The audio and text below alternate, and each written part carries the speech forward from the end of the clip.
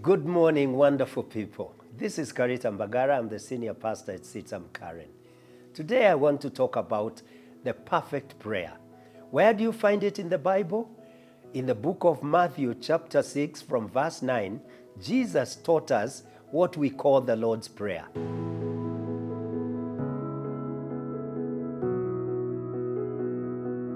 Many of us repeat this prayer just ritualistically. In other words, we just recite without much comprehension. But I think what Jesus was giving us was an outline on how we should pray. And I want you to consider with me and tell me whether I am right in my thinking or wrong. We find in verse 9, the Bible tells us that we are to pray, or Jesus taught us to pray, "Our Father in heaven, hallowed be thy name." Three things that I notice there: that we have a Father in heaven. That calls for thanksgiving. That calls for praise. And he tells us this Father is in heaven, a recognition that our God is mighty. He is not on earth. He is exalted. And that calls for worship.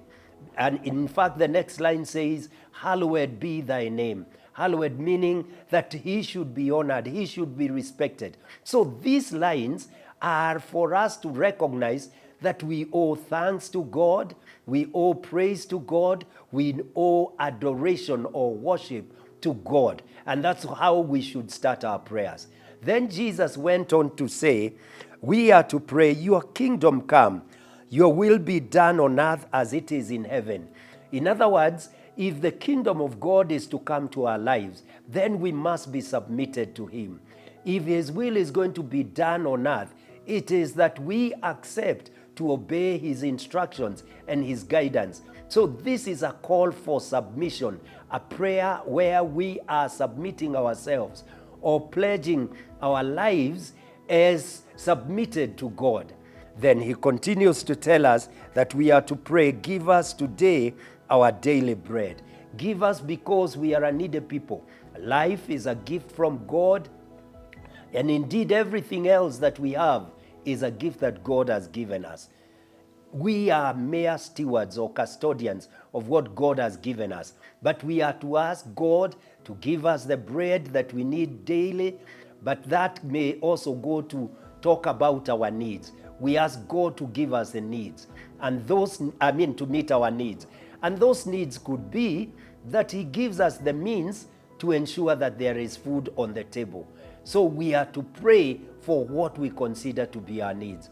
And then Jesus told us we are to forgive, because in verse 12 it says, "And forgive us our debts as we also have forgiven our debtors."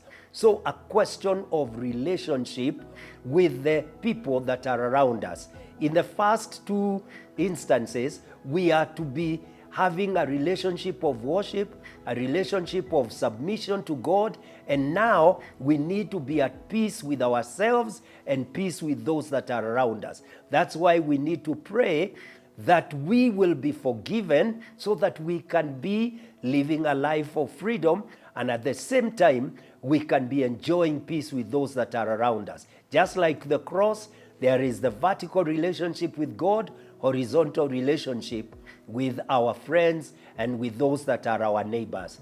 And finally, we are told, "And lead us not into temptation, but deliver us from the evil one." We have an enemy and we need to fight him. The devil wants to deny that which God has for us. He wants to derail us from the path of God. He wants us to be delayed in receiving what God has for us. And consequently, we should determine that we will fight against him through prayer and by ensuring that we are obedient to God. I think if you pray through this way, this, to me, constitutes the perfect prayer. And I welcome you to consider what I have said, and let me hear what you think about this. God bless you.